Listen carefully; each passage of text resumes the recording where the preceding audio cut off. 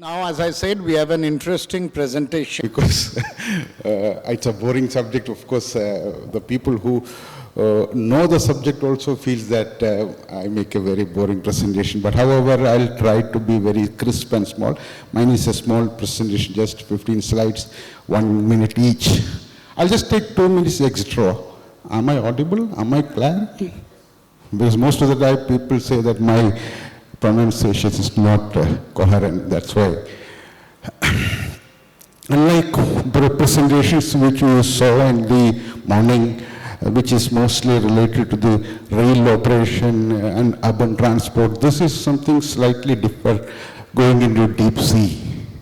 I'm presenting you about a new port which is coming up, and it's very significant. But before I talk about it, I would like to familiarize few terms which otherwise will not make you understand the entire thing. How many of you know what is a TEU? Anybody can raise the hand who knows what is a TEU? Okay, then I am starting from the fundamentals. TEU is nothing but 20 equivalent unit, meaning one container. One 20-feet container is known as one TEU.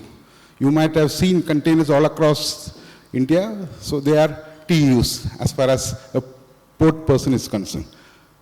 So, you know, Kochi people are familiar with Cochin port, and almost all of Keralites are familiar with the beautiful Vizhinjam port. I happened to have a glance of Vizhinjam port while I was landing Trivandrum, but it's such a beautiful port, and I'm so happy that it comes in my home state. I belong to Kochi. I born and brought up in Kochi, but I'm working in JLNP in Mumbai. Having said that, let me give a certain perception. You can give me the slide changer? Yeah, thank you. Before I go into the details. In India, we have 12 major ports in the sense they are being governed by the government of India, Ministry of Shipping, Port Shipping and Waterways. Other than the major ports, you have approximately 217 non-major ports. Olden days we used to call them minor ports. They are no more minor ports. They are much bigger than major, so we don't call them, we call them non-major ports. So out of the non-major ports, almost 60 of them are active. Balance, they are just the namesake. They are all under the control of the respective state. Vizhinjam is a non-major port coming under the suzerainty of the state, Kerala, government of Kerala state. Similarly, we have ports like Bepur, Kollam, Arikal. All those ports are non-major ports coming under the Kerala state maritime. Similarly, all across India we have got ports. But all the ports put together, both major ports and non-major ports put together, if you count the number of containers being handled in India in a year, can anybody guess, approximate wild guess? Is it 100 TUs, 100 million TUs, 50 million TUs? It is 22.5 million TUs. All put together, we do approximately 2.25 crores of TUs, or rather 225 lakhs, 22 million TUs. But how much could be, because morning somebody was comparing with China, so I also take the opportunity to compare. How much could be China doing? Any guess? 2 times? 3 times? 4 times? It is 345 million TUs compared to 22 million TUs which India does. But they started container business much later than India. We started somewhere between 70s, but they started late 90s. Of course, there is nothing to be blamed on it or nothing to be shameful, but we have realized and we have now started working hard. Morning we were discussing about the Atmanirbhar Vision 2047, MIV 2030. We are aiming at achieving at least 100 million. For that, we require capacity. We require business. We require entrepreneurs. So many things has to come in place to achieve. Just for a perception, let me just showcase the top 20 container ports in the world. So you see the biggest port is Chinese Shanghai. It's in the ocean. They handle 51.5 million. One single port is handling 51.5 million TEUs. All the shaded, orange shaded ports, they are in China. So you can see almost majority of the ports is in China. There are few ports in Europe, Singapore, but India is nowhere coming any of these ports. There is one port which is in 25th rank, which is from India. That is the port of, anybody guess? There. I thought you will say JLNP. No, it's not JLNP, it is Mundra. Mundra is the 25th port among this, and JLNP is 27th. This is by volumes. Mundra handles 8 million, JLNP handles 7.3 million. So, government is doing hard work. All the people in the government is day in, day out thinking this. We do a lot of Chintan Shivir, we do a lot of exercise, we plan, we do. So some of the projects which are being thought of to improve, which is already being viable and being implemented as this, Tornado is in Gujarat, close to Kandla, they will improve 2.5 capacity. Tuticorin Outer Harbour will improve 4 million capacity. William ultimately will be 7 million TEUs. Now I think it is 1.5 million. First phase, after second phase, third, fourth and fourth phase, they will reach 7 million. And again, one more big project which government has already finalized and going at its Galatia Bay, Car Nicobar Islands, there one big port is going to come. That will add another capacity of 16 million TEUs. So even all these things put together, we are still behind, below 50 million. So Vadhavan is another big port which government has decided, and why Vadhavan, I will tell you within 1 minute. JNPA and Mundra together handles almost 70% of the container cargo in India. You take all the port, but the cargo is concentrated on the northwest region of India, Gujarat, Maharashtra, Ludhiana and NCR region. So therefore, maximum container business is happening in Mundra and JNPA. JNPA's capacity was 7.7 million. We done 7.3. This year we have expanded. Our capacity has reached 10 million and we will reach 10 million within another 2-3 years, 100%. That's the way things are happening. Morning somebody was telling, we are growing at the rate of 7.5% and container per se is going at the rate of 10%. So within 2028-29, we will touch our maximum capacity. Similarly, Mundra is also reaching its saturation. Therefore, government has entrusted JNPA to develop a new port in a place called Vadhavan.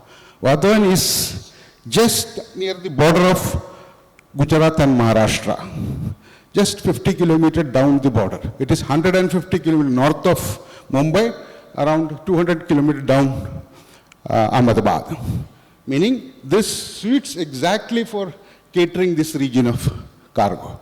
And therefore, it will be an enabler for the EXIM trade. It is in the Dahanu Taluk in the Palghar district in the north of Maharashtra north side. It is going to be developed as a joint venture between JNPA and Maharashtra Maritime Board. 74% JNPA, 26% MMB. It will be one of the top 10 ports in that list because the capacity of this port ultimately will be 24.5 million TEUs, which is more than what we collectively do entire India. So it's a huge port. It's a huge mega port that's going to come. It has already been approved and it has already been started the operation.